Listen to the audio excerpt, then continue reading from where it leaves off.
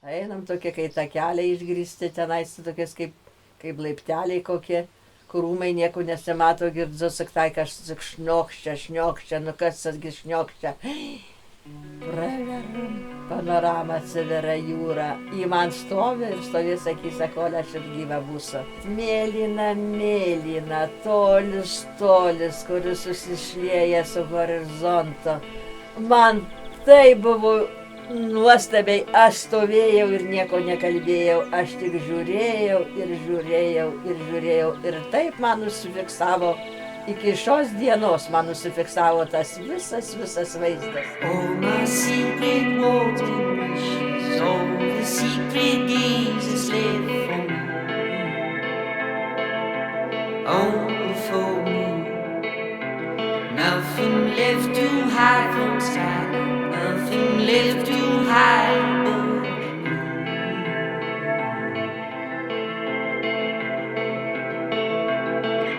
Sveiki, dabar mes esame labai gražiame Dzūkijos kampe, kuris man yra labai mielas.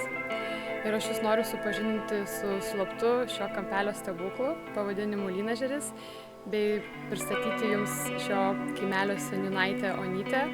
Ir kartu einame ir pasiklausome jos gyvenimo istorijos ir jinai šneka labai gražia dzūkiška šnekta.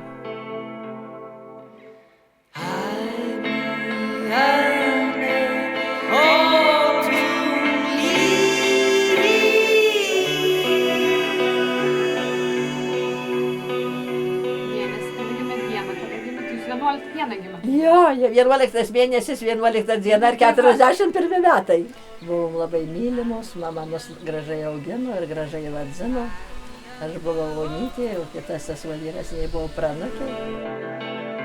Krokšlyjo, paskui jau ateina už Krokšlio, tai ką prasideda tos pievos, o žydintos pievos, o takas gražus per tas pievas, tai ir dabar atrodo matau tas gražas žydintas pievas.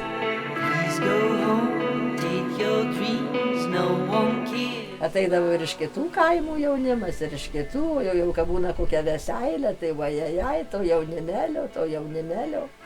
Pilna, o smagumai, negalvom, buvau nei mokslai, nei niekas, kad buvo greit savo. Nejau ant mokslus, tai jauna labai, kokį 16 metų labai įsimylėjau Adolfą ir labai jį mylėjau ir draugavom ir Adolfas išėjo į kariuomenę ir rašėmės laiškais visą laiką ir laukiau jo, labai laukiau, kol neįsižiūrėjau kito.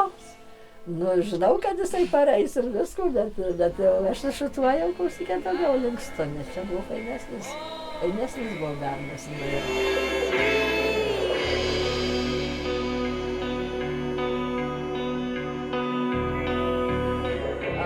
Apuolai mus cigonkos, pavaraži cigonkos.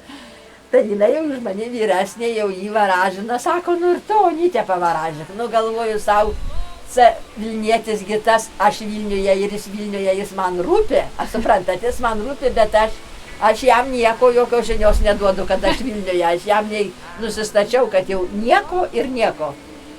Nu, tegul varažina to jau cigonka man tai. Išmeta jinai man kortas ir sako, Panytėla, neseniai tu atvažiavai.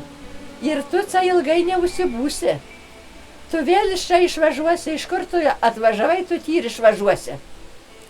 Tu miesto duonos tai nevalgysi, tu kaimiškų duonų valgysi. Tai kaip mane pats sakau, žinok, nusaunu, ir kuo tu plauvoja, ir kuo tu meluoja. Rodo, kur tu išmeta, čia Čirvis, tai reiškia Adolfas Čirvis. O čia Žolant, tai čia buvo juodukas, tai reiškia Vytas buvo Žolants. Panytėla, apie tavi va suka šitas Čirvis ir jis bus tau prie tavo šalies. O Žolantis nutolo nuo tavį, va taip, va, kaip man išmeta kortas. Taip. O jau mane gerai, aš noriu, kad būtų tas Žolants prie manį, o tas Čirvis tiesa, aš jį palikau kaime ir tiesa, jis jau vedasi su kokiom savo nori ir viskas. Pravėjau kiek šviesų, galvoju savo, nu tai kadgi man visų teisybį pasakė toj ciganka. Kiek aš jį pabuvau, 3 savaitės nepabuvau ir vėl parvažiavau, iš kur atvažiavau ir tas va, Čirvis va tas va ir apsukau apie save mane, o tas jau nutolo, nu tai va. 42 ir jisai su žmona tiek pat pragyveno, kaip numatuota. Ir jisai 42 metus, kusikė prabuvo savo su žmona ir aš 42 metus su savo prabuvo.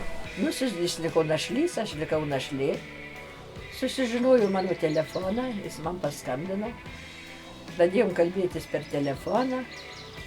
Labai jisai norėjo kaime, sakė, man tas Vilnius Kaplus Bridzino, sakė, kaip aš norėtau kaime, gali aš tie atsigautau, gali aš pailsėti visą Tai klaidą. po kiek metų jums jūs paskambino? Nu, tai praėjo apie 42 metų, Tai po 42 metų jūs kai paskambino. jis liko našlys, jo. Kai jis liko našlys, o aš likau kusikė našlė.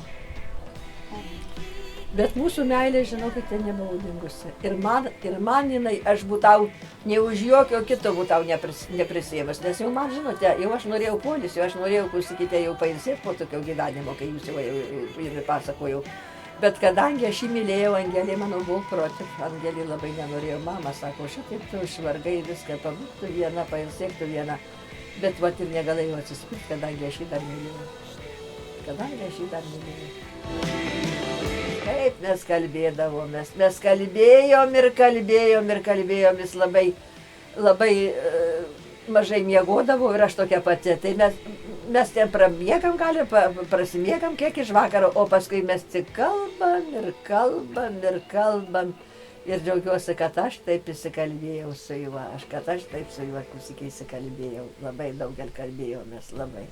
Daug ką jisai man pasakė, ar tu atsimeni tą, kai tu mane lydėjai, kai tu mane matai, tai jis jau gali biškį kalkė, aš tai sakau, tu kai nieko nepamiršus, aš sakau, viską atsimenu ir ką tu man sakei, ir iki ko laik tu mane palydėjai. Pradėjo jis irgi kitas šokdint, bet kai jis paskui sakė, kad aš vis tiek niekas man nerūpėjo, tik tu viena man rūpėjo, nes aš kitų visų nemylėjau. Maža, kad aš jas šokdinau, kad aš jas lydėjau, kad aš visko tik tave mylėjau. Štai,